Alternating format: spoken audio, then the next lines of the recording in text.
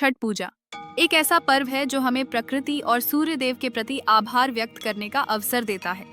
यह त्योहार मुख्य रूप से बिहार, झारखंड, पूर्वी उत्तर प्रदेश और नेपाल के तराई क्षेत्रों में मनाया जाता है।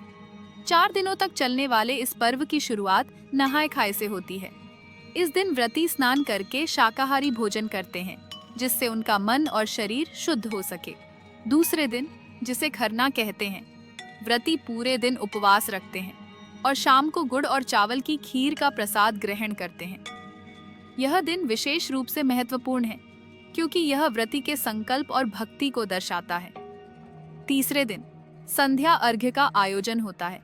इस दिन व्रती डूबते हुए सूर्य को अर्घ्य देते हैं।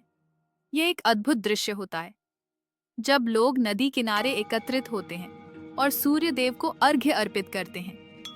यह जीवन चक्र और निरंतरता का प्रतीक है। फिर आता चौथा दिन, उषा अर्घ्य का। भोर के समय व्रती उगते हुए सूर्य को अर्घ्य देते हैं और इस दिन सुख समृद्धि की कामना करते हैं।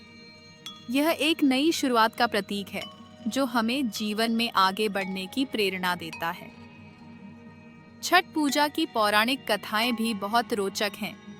राजा प्रियंवद की कथा सुनिए। जोनी संतान थे, उन्होंने महर्षि कश्यप से यज्ञ कराया और छठी मैया की कृपा से उन्हें पुत्र रत्न की प्राप्ति हुई। इसी तरह महाभारत काल में द्रौपदी ने सूर्य देव और छठी मैया की पूजा की थी जब पांडवों ने सब कुछ खो दिया था।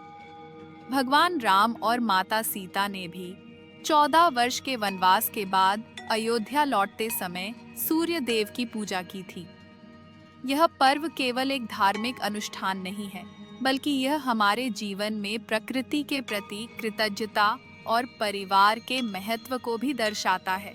छठ पूजा में सूर्य देव को ऊर्जा और जीवन का प्रतीक माना जाता है और छठी मैया को संतान और समृद्धि की देवी। यह त्योहार हमें याद दिलाता है कि हम किस प्रकार अपने जीवन में संतुलन बनाए रखें और प्रकृति के साथ अपने संबंध को मजबूत करें। इस प्रकार छठ पूजा एक महत्वपूर्ण और पारंपरिक हिंदू उत्सव है जो हमें जीवन के प्रति कृतज्ञता और प्रकृति के साथ हमारे संबंध की याद दिलाता है।